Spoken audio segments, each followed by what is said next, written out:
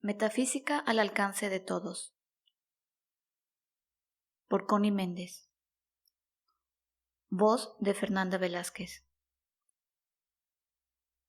Enseñanza de Connie Méndez, lección número 7. Significado metafísico de los 10 mandamientos de Moisés. Parece ser que aún no se ha podido comprobar si Moisés era lo que dice la Biblia, o si era realmente el hijo de una princesa egipcia hermana de Ramsés II. Su nombre significa extraído de las aguas, en el simbolismo bíblico, y como la Biblia, en gran parte está formada por relatos simbólicos destinados a proteger la gran verdad contra las interpretaciones erróneas de aquellos que no tengan la madurez necesaria para ponerla en práctica, es muy posible que todo el relato bíblico respecto a su nacimiento hebreo y su adopción por la princesa sea también simbólico y no histórico.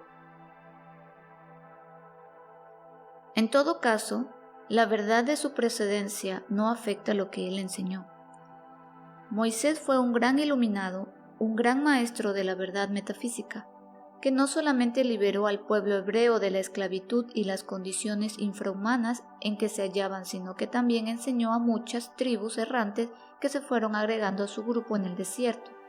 Y por esta razón fue que tantas razas distintas, descendidas de aquellas tribus, adquirieron el culto monoteísta, un solo Dios, conservándolo hasta hoy.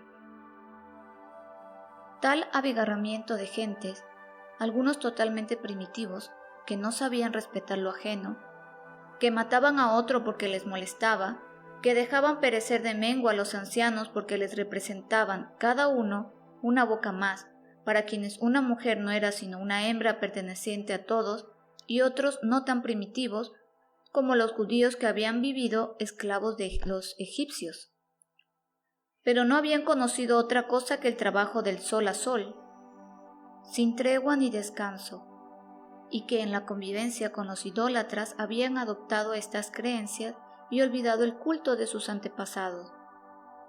Obligó a Moisés a formular un código de leyes, simple, escueto, al nivel mental de todos, expresadas en lenguaje casi infantil pero con castigos durísimos por cada infracción y basadas en la amenaza y el terror, ya que esta es la única forma de domar a una bestia salvaje. Moisés había sido educado en el templo de Heliópolis, que era, como quien dice, una universidad. Allí enseñaba lo que llamaban geometría en aquel entonces, y que incluía no solamente las matemáticas, sino la metafísica, la astrología, la numerología, significado de los números, un simbolismo triple que usaban los de aquellos tiempos para dejar registrada la sabiduría al servicio de las generaciones futuras, a medida que evolucionaran. El primer aspecto de esta simbología era sencillo. Se refiere a la vida y mundo de los humanos. El segundo aspecto es metafísica. Trata la misma condición pero en el plano mental. El tercer aspecto es jeroglífico y trata el mismo asunto en el plano espiritual. Y este último aspecto es tan profundo que dice no ser inteligible sino para los espíritus puros. Y aquí está nuestra primera exposición del principio de correspondencia que dice: como es arriba, es abajo, como es abajo, es arriba. Abajo significa en el plano material, en las condiciones humanas, en lo visible. Arriba se refiere a lo invisible, a lo mental y por supuesto a lo abstracto espiritual. Lo que dice el principio de correspondencia es que las leyes todas actúan en todos los planos y que las condiciones en un plano se repiten en el plano superior como también en el plano inferior. Esto lo irás viendo claro de aquí en adelante. Así elaboró Moisés sus 10 mandamientos, o Sefer Bereshit, como se llama este código de leyes en idioma hebreo, para que la humanidad, a medida que fuera evolucionando y despertando, se fuera iniciando en las enseñanzas superiores. Y la siguiente interpretación no es invento de ningún hombre. fue dejada en claves conocidas por los muy adelantados, pero mantenidas ocultas a través de estos milenios. Como verás luego, ya la humanidad aprendió la primera lección, o sea, que aprendió a obedecer la ley en su primer aspecto. La mayoría es adulta mental y moralmente. Hay un gran sector de la humanidad que ya está protestando en su interior por las contradicciones que hay entre el dogma y el sentido común, y esta es la señal que indica el momento de dar el paso hacia adelante. La mayoría, pues, comienza a razonar en escala alta.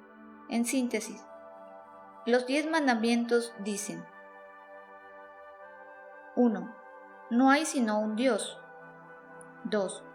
No fabricarás imágenes, no las adorarás, ni les rendirás culto. 3.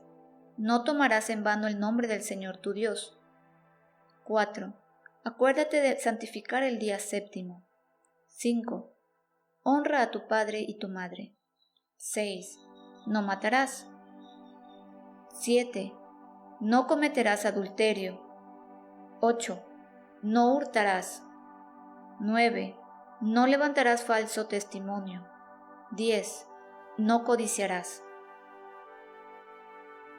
Este grupo de leyes se divide en 2 grupos. 8 mandamientos aparentan ser prohibiciones y comienzan con la palabra no.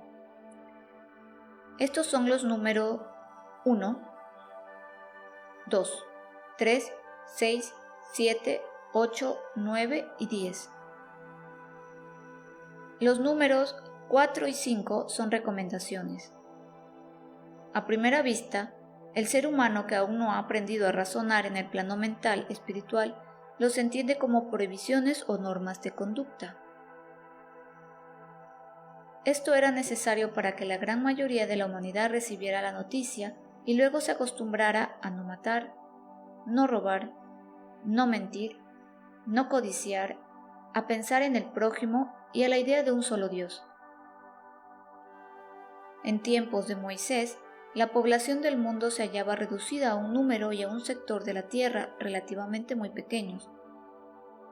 Sin embargo, en esta área y en ese número pequeño, la gran mayoría era totalmente ignorante, y el resto menos ignorante. Solo contaba con algunos realmente adelantados o educados. A la gran masa humana de hoy le ha costado tremendos golpes y porrazos, individuales y colectivos, aprender a comportarse habitualmente de acuerdo con las reglas de ética sentadas por Moisés. Y aún visto por encima, diríamos que no es así. Diríamos que la humanidad sigue matando, robando y mintiendo, pero esto no es la verdad. No es verdad. Con respecto a la gran mayoría desea la libertad de adorar al Dios único como a ella mejor le plazca. La gran mayoría ya no roba ni mata. La gran mayoría ama y cuida a sus ancianos y finalmente la tierra entera conoce y cumple la recomendación de descansar un día por semana, el domingo. Es la minoría la que rompe las leyes terrenas. Es una minoría muy reducida la que vive en las cárceles. Es la minoría la que desconoce a Dios. Y finalmente, si aún existen humanos que ignoran que hay una cosa llamada la ley para castigar al que se comporte mal, esos son la gran excepción que comprueba el adelanto de la mayoría. Ha llegado, pues, el momento merecido ya por la gran mayoría humana, de dar el próximo paso adelante, o sea, de recibir y comprender el segundo aspecto de la trilogía simbólica ya mencionada, el que trata del plano mental, porque el tercer aspecto, el jeroglífico, no lo comprenderemos hasta que seamos limpios de todo error, cuando se nos pueda catalogar de espíritus puros, o sea, cuando hayamos aprendido a amarnos los unos a los otros. Y vamos al grano.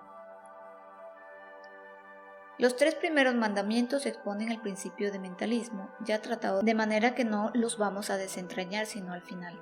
Después de exponer lo que encierran los mandamientos números 6, 8, 9 y 10, o sea, no matarás, no hurtarás, no levantarás falsos testimonios y no codiciarás, para empezar a poner en claro, el vocablo no tiene la misma intención de aquellos afiches que nos colocan en puntos determinados de las ciudades y que dicen no tirar basura, no pise el césped, Estos son actos que la ciudadanía puede cometer pero no debe, y así se lo ordena la autoridad. El no de los mandamientos significa no puedes, por más que lo intentes.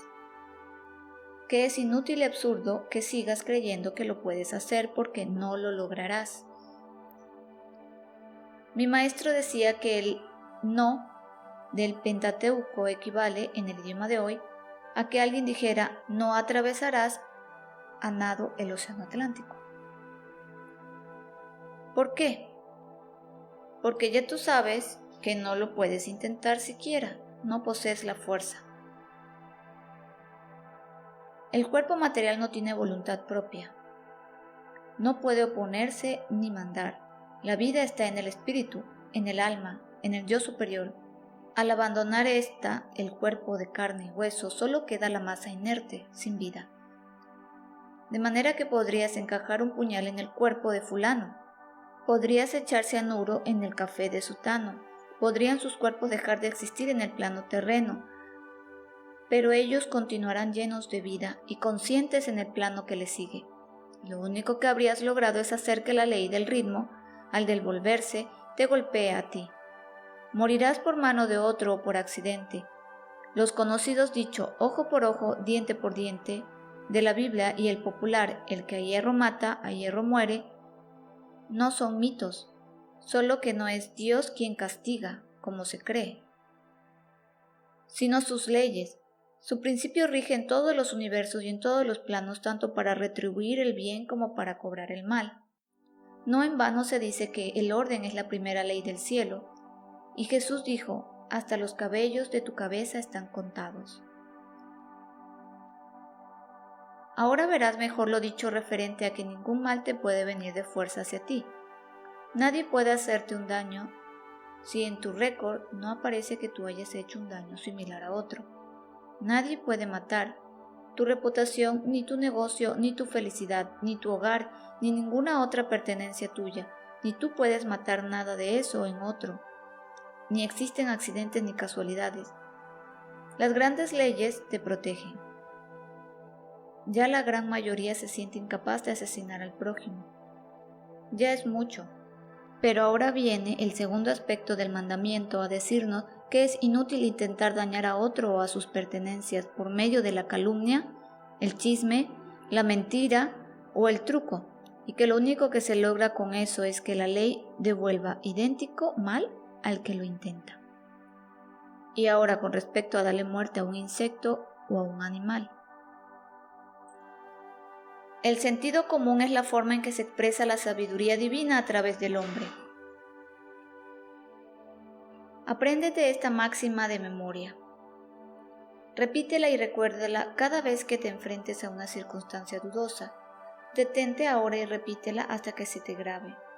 Somos los hermanos mayores de toda manifestación de vida inferior a la nuestra. La vida es toda una sola expresándose a través de todo lo que ella puede animar. Los insectos, las aves y los animales son seres humanos en potencia. Están en etapas muy tempranas de su evolución y algún día, después de muchos milenios adquiriendo sustancia y materiales, experiencias y prácticas, elevándose de forma en forma, de reino en reino, llegarán a condensar todo esto en la forma exterior de un ser humano. Casi nunca se retrocede, es decir, que se puede estacionar y retardar, desviar y optar por un camino distinto, por el ejemplo de no retroceder jamás lo de nuestra tierra. Ella jamás vuelve sobre sus pasos. Empleó millones de años en transformarse de nebulosa en planeta y allí en producir seres vivientes. El día jamás se devuelve de la serie de la noche a las 12 del día del mismo día. El hombre no puede destruir su esencia para renacer en un animal. Sabiendo todo esto, el contemplar un animalito viviente debe darnos una compasión muy grande pensar el trabajo que está haciendo y que le está costando, aprender a movilizarse, adaptarse y manejarse en un mundito de una dimensión y que al destriparlo con el pie le estamos cortando en seco su minúscula aunque valiosa experiencia. Esto lo aprenderás mejor en el principio de vibración, pero, y es un pero muy grande, la sabiduría divina a través del sentido común nos convierte en jueces, aun siendo los hermanos mayores. Vamos a decir que un día en nuestra casa limpia, ordenada y aseada, aparece una cucaracha o una chiripa. Estoy cansada de verte dar el salto con el zapato en la mano. Y ¡crack! Pereció la pobre. Y ahora me dirás, ¿pero cómo? ¿Voy a dejar de que se cunda mi casa de esos animales? No, en absoluto, no puedes, ni debes permitir que permanezca ni un segundo más bajo tu mismo lecho. Tú, en tu carácter de hermano mayor, tienes el deber de vigilar, de enseñar, de corregir y de frenar a tus hermanos menores. No puedes permitirles que aumenten indebidamente ni que se introduzcan en donde no pertenecen. Tampoco debes permitir que otro, ni siquiera un animalito irracional, abuse de ti. Si lo permites, haces mal. Pero para eso tienes tú la mente que esos seres no tienen aún. Y por eso dijo Moisés en el Génesis capítulo 1 versículo 26. Hagamos al hombre a nuestra imagen conforme a nuestra semejanza, y señoree en los peces del mar, en las aves de los cielos, en las bestias, en toda la tierra y en todo animal que se arrastra sobre la tierra. Y creó Dios al hombre a imagen de Dios lo creó. Fíjate que esto último lo dice 3 veces. Cuando la Biblia repite 3 veces significa que la frase tiene idéntico significado en los 3 planos. En otras palabras, que no ha de buscarse la interpretación metafísica o jeroglífica, que ella expresa una verdad eterna y fundamental. Ahora, los animales o seres irracionales no tienen un espíritu, digamos, individual. Tienen lo que llamamos espíritu de grupo, o sea, que el gran conjunto de cada especie forma un espíritu, o tal vez no sea sino una partícula de un espíritu. Eso no lo puedo conocer, no he llegado a esas alturas.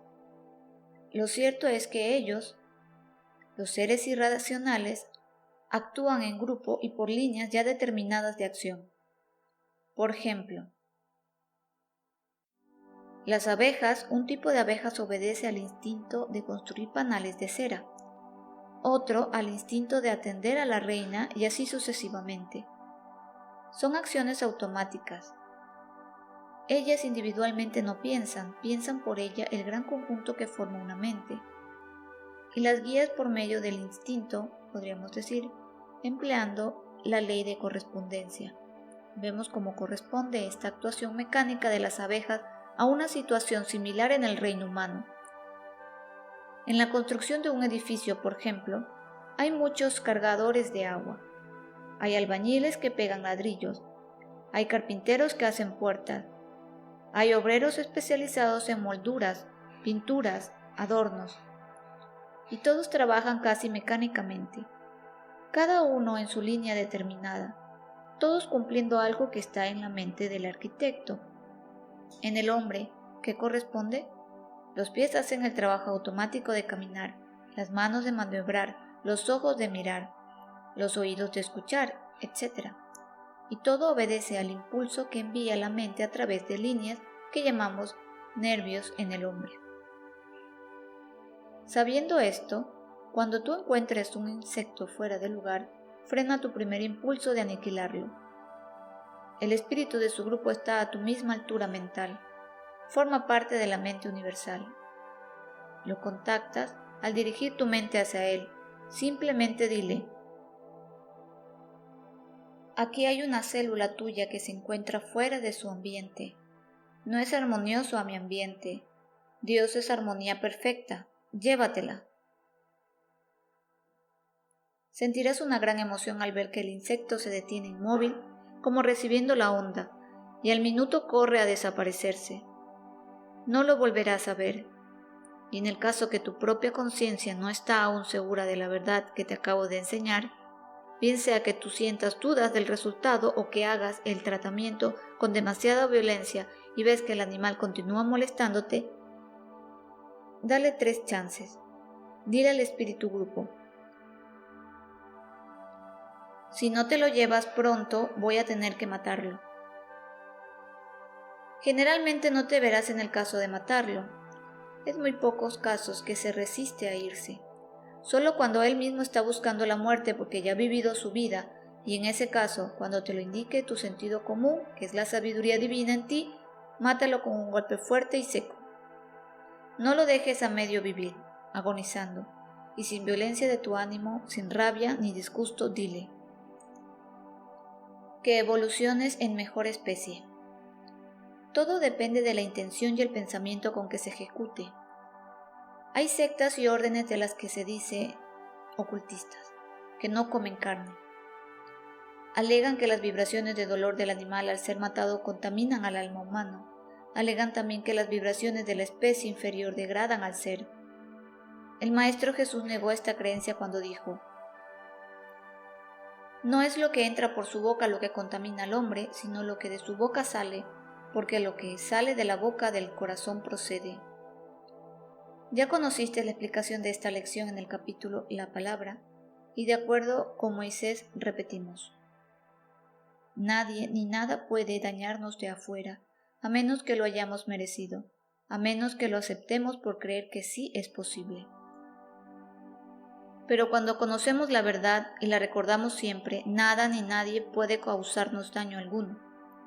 El gusto por comer carne o la necesidad de la carne como alimento solo significa que el individuo aún conserva una cantidad de su naturaleza animal. Animal carnívoro, se entiende. No ha llegado aún al punto en que sus células puedan prescindir del alimento ingerido del exterior, eso es todo. Porque limitarse obligatoriamente a comer frutas y verduras no es una prueba de elevación espiritual, ya que la vaca y el caballo no comen sino hierba y granos. Al no más entrar a estudiar metafísica, comienzan a limpiarse las células del cuerpo por el hecho de que se empieza a vivir en un mundo mental espiritual y de acuerdo con el principio de correspondencia, como es abajo, es arriba. Como es arriba, es abajo. Todo el ser evoluciona a la vez. El estudiante nota, tarde o temprano, que comienza a no necesitar la carne como alimento y llega a aborrecerla sin que nada ni nadie lo fuerce a ello. Algo muy importante. Cuando estudies el principio de vibración podrás comprobar la verdad científica, que es imposible que una vibración de menor frecuencia pueda dominar a una de mayor frecuencia. El animal vibra en un plano inferior al hombre. ¿Cómo podrá jamás afectar a éste? Únicamente bajo una condición, que el hombre esté ignorante del principio de vibración y crea posible el ser afectado por las vibraciones del animal. Creyéndole, lo está aceptando y por lo tanto sometiéndose a una ley inferior a él. Por esta misma razón es que no se puede matar. La vida es positiva, la muerte es negativa, o sea, ¿qué es la negación de la vida? La vida es indestructible, no puedes matar por más que lo intentes. Gracias.